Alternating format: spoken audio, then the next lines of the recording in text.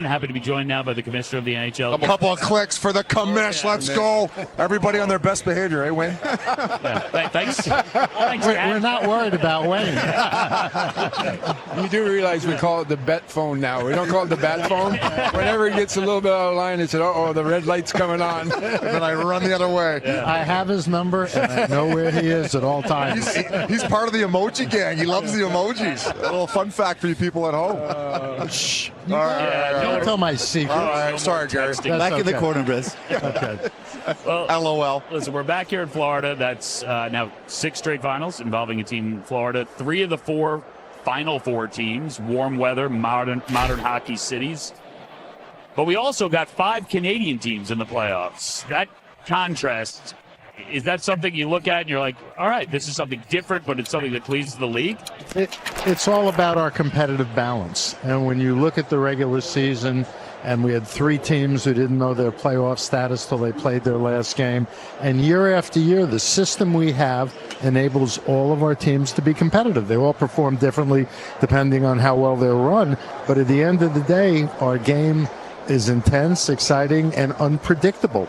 I don't want to take anything away from the teams from Florida and the state of Florida. But do it anyway. Ace put me in a headlock when I brought this up on the broadcast in the conference final. Any plans maybe in the future to implement a balance as far as the no state tax? And no, you know, when you start, I'm just asking. It's a ridiculous issue. When the Florida teams weren't good, which was for about 17 years, okay, nobody said anything about it. And, you know, for those of you who played, okay, were you sitting there with the tax table? No, you wanted to go to a good organization in a place where you wanted to live, where you wanted to raise your kids and send them to school. You wanted to play in a first-class arena with a first-class training facility, with an owner, an organization, a GM, and a coach that you were comfortable with, and you wanted to have good teammates so you'd have a shot at winning. That's what motivates it. Could it be a little bit of a factor if everything else were equal? I suppose, but that's not it. And by the way, state taxes high in Los Angeles, high in New York. What are we going to do? Subsidize those teams? Can we take tax away from the province of Ontario at least, just for the Leafs' sake? We need something, Gary. You know, I was watching you during the prior rounds. Your attire was a little suspect in terms of your journalistic objectivity. You just said 3 words and I don't know who's got the next question. You confused it. Yeah. Who's up? I was going to say that the competitiveness of the league, as you said, is so incredible. And teams who finish 9, 10, 11, 12, they could easily have gotten in at 8 and taken a run at the Cup. Would you ever think about expanding the playoffs to like 10 teams in each conference? No. Because I think our play-in is the last month of the regular season. There you go. Right? And to have a one-game play-in where you come up against a hot goaltender. No, I'm not saying a play-in. I'm saying expand the playoffs. No, even that. I think what we have now is working really well. There's nothing as good in sports as our first round of the playoffs. Yeah. And anybody can win and anything can happen. But what happens is you get 2 great teams who now are doing it back-to-back. And, whoa, we're going to have a dynasty. We're going to have this. You know what? At the end of the day, it all goes to what takes place on the ice. And the players have been extraordinary. I saw those clips of you were pretty darn good. But at the end of the day, what we have is working really well. And everybody always wants to tinker. Let's change this. Let's change. That's the beauty of sports. Commissioner, I always thought playing in the final was the ultimate marketing material. It really showcases these markets that were Edmonton and Florida. Talk a little bit about the ownership and what they did in Edmonton, what they did in Florida. For guys that want to take less money to play for those teams to challenge for a Stanley Cup. And that's what ownership, market, the organization, how it's run. Daryl Cates has done an incredible job in Edmonton with the Oilers. The facilities up there, the ice district is incredible.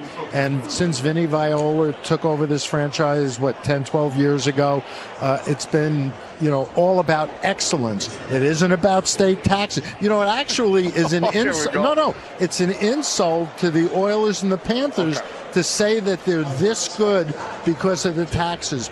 Look at what their managers have done and how well they put these teams together. And, that speaks for itself.